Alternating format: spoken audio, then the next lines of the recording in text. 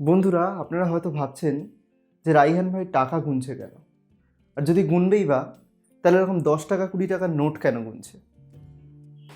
পিসি building করতে চাই ভাই, কিন্তু পিসি বিল্ডিং করার জন্য 10 টাকা 20 টাকা কি যথেষ্ট? কিন্তু বন্ধুরা, আপনারা ভাবুন যাদের বাজেট পিসি বিল্ডিংয়ের ক্ষেত্রে অনেক কম থাকে, 20,000 25,000 30,000 টাকার মধ্যে, তাদের এই 5 টাকা 10 টাকা 20 টাকা 50 টাকা অনেক গুরুত্বপূর্ণ তাদের কাছে। এই ছোট ছোট টাকাগুলো তারা জয়েন করে একটু ভালো একটা পিসি পার্ট কিনতে চায়। যে 8 জিবি র্যাম কিনছে সে চাইছে যদি 16 জিবি র্যামটা কেনা যায়। যে 1650 কিনছে সে চাইছে যে যদি 1650 সুপার বা 1660 হয়ে যায়। যে i3 কিনছে ভাবছে যে i5 বা 9th জেনারেশন হলো 10th জেনারেশন, বা যদি রাইজেন 5 কিনি রাইজেন 7টা যদি হয়ে যায়। এরকম আশা প্রত্যেকেরই থাকে যে একটু যদি আপগ্রেড করতে পারি সেক্ষেত্রে অনেক ভালো একটা পিসি বিল্ডিং করতে পারবো। সেক্ষেত্রে ছোট ছোট টাকা আমরা জমাই, সেখানে 500 টাকা 1000 টাকা আমাদের কাছে অনেক বড় ব্যাপার হয়ে যায়। তো বন্ধুরা, আজকের এই ভিডিওতে আমি মূলত কথা বলবো আপনাদের প্রত্যেকের রিকোয়েস্টে। আপনারা যে ভিডিওটা রিকোয়েস্ট করেছিলেন 30,000 টাকার মধ্যে কি 35,000 টাকার মধ্যে একটা পিসি বিল্ড দেখান, যেখানে আমরা ভিডিও এডিটিং, গেমিং এবং নর্মাল আমাদের ইঞ্জিনিয়ারিং বা যে কোনো টাস্ক খুব সহজেই করতে পারবো। তো বন্ধুরা, চলে এসেছি আজকে সেই ভিডিও নিয়ে, যেখানে আমি মূলত কথা বলবো 30,000 টাকার মধ্যে পিসি বিল্ড। তো বন্ধুরা, আজকের এই ভিডিওটা অনেক ইন্টারেস্টিং এবং ইনফরমেটিভ হবে। তাছাড়াও আমি আপনাদের বলে দিই, এই ভিডিওর যতগুলো পার্টস রয়েছে প্রত্যেকটাই একে অন্যের সঙ্গে কম্প্যাটেবল। সেজন্য আমি একদম ক্রস চেক করেছি প্রত্যেকটা পিসি পার্টকে, যে প্রত্যেকটার সঙ্গে কম্প্যাটেবল কিনা। তাছাড়াও কোন পিসি পার্টের সঙ্গে দিলে বেস্ট কাজ করবে বা বটলনেক হবে কিনা, সেজন্য আমি একদম ডিটেল রিসার্চ করে এই ভিডিওটা বানাচ্ছি। এই ভিডিওটা বানাতে আমার একটু সময় লেগেছে, সেজন্য বন্ধুরা আগেই আমাকে ক্ষমা করবেন। কারণ আগে যে ভিডিওটা সেখানে আমি বলেছিলাম যে নেক্সট ভিডিওতে আমি বলবো এরকম 30,000 টাকার মধ্যে। ভিডিওটা বানাতে একটু দেরি হয়ে গেল, কিন্তু অনেক রিসার্চ করে অনেক ভেবে চিন্তে ভিডিওটা বানানো। বন্ধুরা, আজকে এই ভিডিওটা মূলত ইন্টেল ইউজারদের জন্য, মানে যারা ইন্টেল প্রসেসরের ওপর পিসিটা বিল্ড করতে চায়। নেক্সট আরেকটা পার্ট আসবে, এটা পার্ট 1 বা কিছু নয়, এটা হচ্ছে ইন্টেল ইউজারদের জন্য। নেক্সট আরেকটা ভিডিও আনবো 30 থেকে 35,000 টাকার মধ্যে, সেটা এএমডি ইউজারদের জন্য। অনেকেই আজকাল এএমডিকে বেশি প্রেফার করছে লাইক মি, কিন্তু ইন্টেল অনেকেই চাইছে যে ইন্টেলের ওপর বেস করে একটা আমরা কম্পিউটার বানাবো, সেই জন্য বেশি ভিডিও ইউটিউবে অ্যাভেলেবেল নেই। তো বন্ধুরা, সেই মনে করেই আজকের এই ভিডিওটা আমার বানানো। বন্ধুরা, অনেক বেশি কথাবার্তা হয়ে গেছে, ফালতু কথা অনেক বলা হয়ে গেছে, এবার চলুন কাজের দিকে এগোনো যাক। তো বন্ধুরা, ভিডিওটা হবে অনেক বেশি ইন্টারেস্টিং এবং ইনফরমেটিভ, তাই ভিডিওর কোনো পার্ট স্কিপ না করে ভিডিওটা পুরোটা দেখবেন। আশা করছি আপনাদের ভালো লাগবে এবং আপনারা আপনাদের পছন্দ মতো পিসি বিল্ড করতে পারবেন। আসসালামু আলাইকুম বন্ধুরা, আমি রাইহান মুস্তাফিজ। তাহলে চলুন আর দেরি না করে ভিডিওটা শুরু করা যাক। বন্ধুরা, পিসি বিল্ডিংয়ের ক্ষেত্রে সবচেয়ে গুরুত্বপূর্ণ কম্পোনেন্ট আমরা সবাই জানি হচ্ছে প্রসেসর। তাই ভিডিও এডিটিংয়ের এই বা গেমিংয়ের এই পিসি বিল্ডিংয়ে সবার আগে চলুন কথা বলে নিই প্রসেসরের ব্যাপারে। তো বন্ধুরা, যেহেতু ইন্টেল রিলেটেড পিসি বিল্ড, তাই আমরা এখানে বাজেট হিসাবে আমরা চুজ করেছি একটা প্রসেসর যার নাম i3 9100F। প্রথমেই বলে দিই বন্ধুরা, এই প্রসেসরটাতে ইন্টারনাল বা ডিসক্রিট কোনো গ্রাফিক কার্ড নেই। আমাদের এটার জন্য এক্সটার্নাল গ্রাফিক কার্ড কিনতে হবে, মানে এই পিসি বিল্ডিংয়ে একটা এক্সটার্নাল গ্রাফিক কার্ডও দেখানো হবে। তো বন্ধুরা, কোন গ্রাফিক কার্ড সেটা দেখার জন্য অবশ্যই ভিডিওটা পুরোটা দেখতে থাকুন। এছাড়াও বন্ধুরা, আমি আরেকটা প্রসেসর রিকমেন্ড করব, যদিও আপনাদের বাজেট সেক্ষেত্রে আরও 1,000 টাকা বেশি হতে পারে। প্রসেসরটা নতুন এসছে, আমার খুব ভালো লেগেছে প্রসেসরটা। সেটা হচ্ছে এইটারই একটা আপার জেনারেশন, এটা রয়েছে i3 9100F, সেটা হচ্ছে i3 10100F। প্রসেসরটা আমার খুব ভালো লেগেছে। এই দুটো প্রসেসরের মধ্যে মেন যে তফাৎ রয়েছে সেটা ক্লক স্পিডে হলেও, ক্লক স্পিডে একটাতে 3.8 আর একটাতে 4.2 এরকম কিছুটা এদিক ওদিক রয়েছে, কিন্তু মেন যে তফাৎ সেটা হচ্ছে কোর আর থ্রেডে।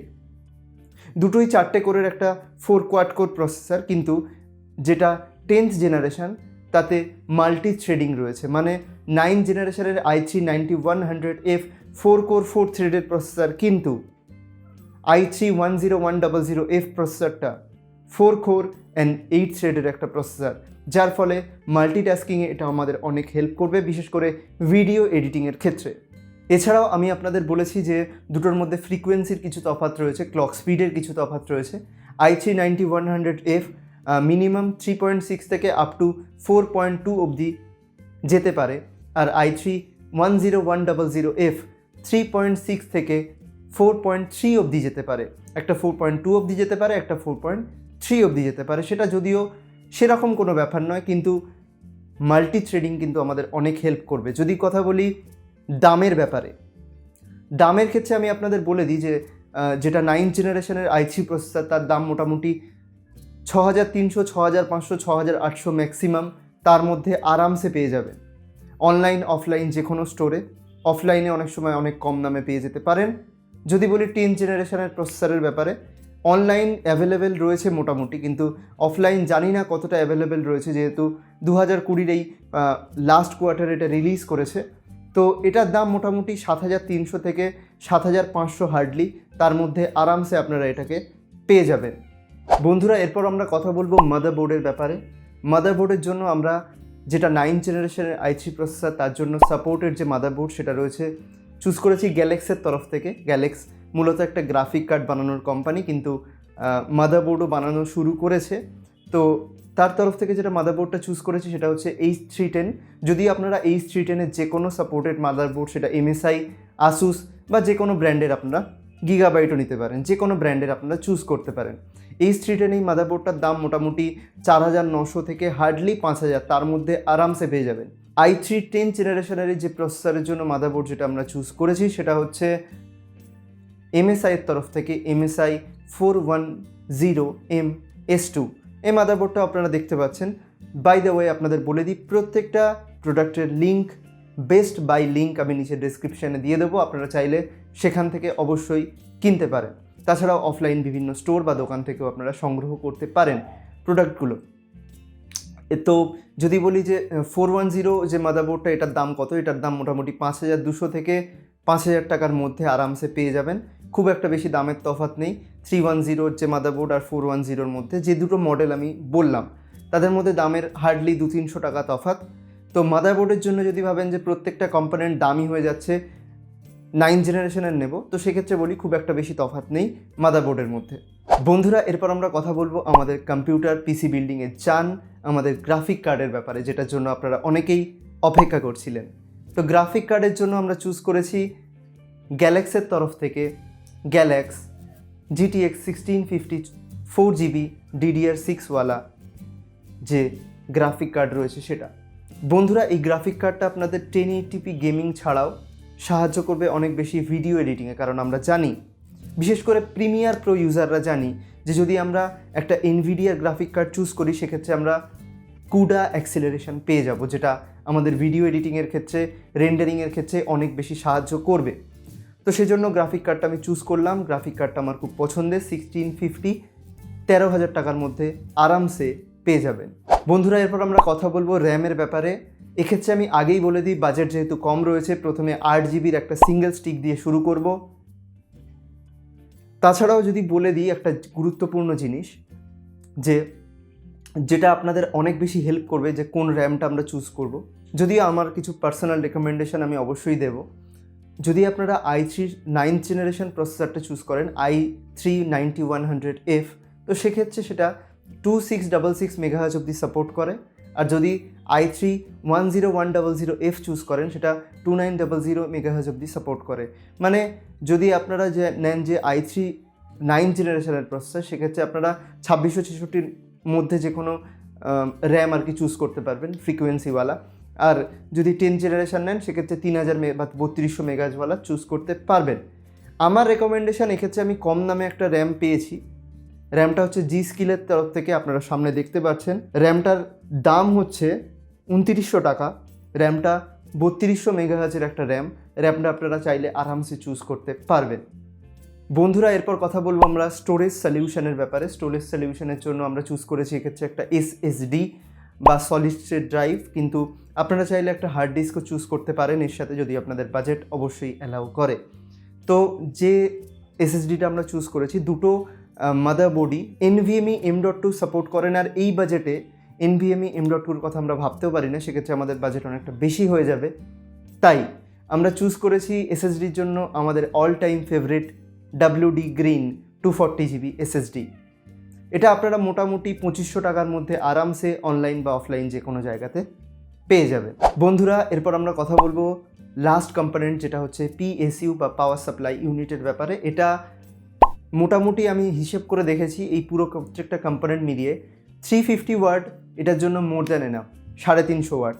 কিন্তু আমরা এখানে সেফ সাইড খেলার জন্য কিছুটা, আর ফিউচার যাতে প্রুফ হয় এটা, সেজন্য আমরা 450 ওয়াটের একটা PSU চুজ করব। সেটা আপনারা দেখতে পাচ্ছেন স্ক্রিনে, যেটা রয়েছে অ্যান্টেকের তরফ থেকে VP450 80+ সার্টিফাইডওয়ালা।